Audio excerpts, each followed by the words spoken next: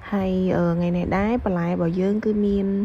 là hong miên là pơ miên sải cua miên trop hay nâng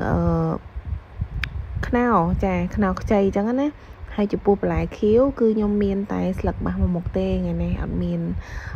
bà lại em xem tê bơ sân là bục mai bong bồn miên em xem anh sai xong tam nâng chẳng á hay nhom miên sách cho môi nâng sạch chuột bầy chón sạch trái hoặc chám hayนี่คือจิเครื่องដែលយើងទិញមកពីផ្សារស្រេចខ្ញុំអត់បានបុកទេចាហើយក៏លីងក៏យើងទិញមកពីផ្សារស្រេចដូចគ្នាតែកន្លែងគាត់នេះគឺឈ្ងុយចាទាំងក៏លីងទាំងគ្រឿងហើយនេះគឺជាគ្រឿងផ្សំពិសេសចាគឺខ្ទិះដូងចាជាទូទៅអ្នកសៀមរាបគឺគាត់ស្លដាក់ខ្ទិះដូងនេះឯងចាហើយបន្ទាប់មកគឺក្រោយពីយើងដាក់ខ្លាញ់ឲ្យក្តៅហើយយើងចាប់ដើមចាក់គ្រឿងរបស់យើងនឹងលីងវាឲ្យឈ្ងុយចាម្លីងវារៀងឡើងឈ្ងុយបន្តិចហើយបានយើងចាប់ដើមដាក់ប្រហុកដែលយើងបានច្រាមរួចហើយហ្នឹងម្លីងវាដូចគ្នាចាម្លីងវាជាមួយនឹងគ្រឿងហ្នឹងឲ្យវាឡើងរៀងឈ្ងុយដែរទៅយើងមើលតាមហ្នឹងណាពុកម៉ែបងប្អូនចាបន្ទាប់មកបានយើងចាប់ដើមដាក់សាច់ជ្រូកចាដាក់សាច់ជ្រូកឲ្យវារៀងស្ងួតអាទឹកប្រៃវានឹងបន្តិចទៅហើយបន្ទាប់មកបានយើងដាក់ត្រីចូលចាឲ្យវាស្ងួតអាទឹកប្រៃនឹងដូចគ្នាទៅចាចាំយើងចាប់ដើមដាក់បន្លែព្រោះបើយើងអត់ម្លីងវាឲ្យរៀងស្ងួតទេសាច់ហ្នឹងគឺពេលយើងញ៉ាំវាអាចនឹងឆ្អាបចឹងណា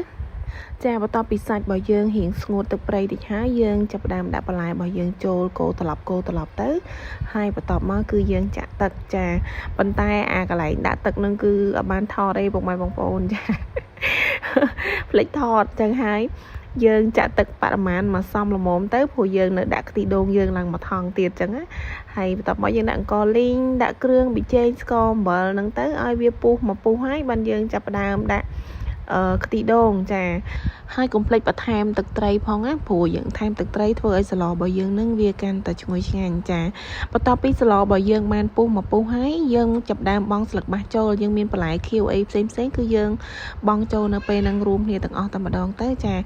ឡូវនេះស្លយើងបានឆ្អិនហើយតាំងកពិតស្លនេះនៅខាងក្រៅអត់ពណ៌ហ្នឹងឯងពុកម៉ែបងប្អូនពណ៌គេគឺគួរឲ្យឆ្ងាញ់ណាដល់យើងថតក្នុងម្លប់ទៅជាពណ៌ហ្នឹងទៅចាម្ហូបរបស់យើងគឺបានឆ្អិនហើយគួរឲ្យឆ្ងាញ់ហ៎ពុកម៉ែបងប្អូនអរគុណច្រើនពុកម៉ែបងប្អូនសម្រាប់ទស្សនាវីដេអូបាយបាយ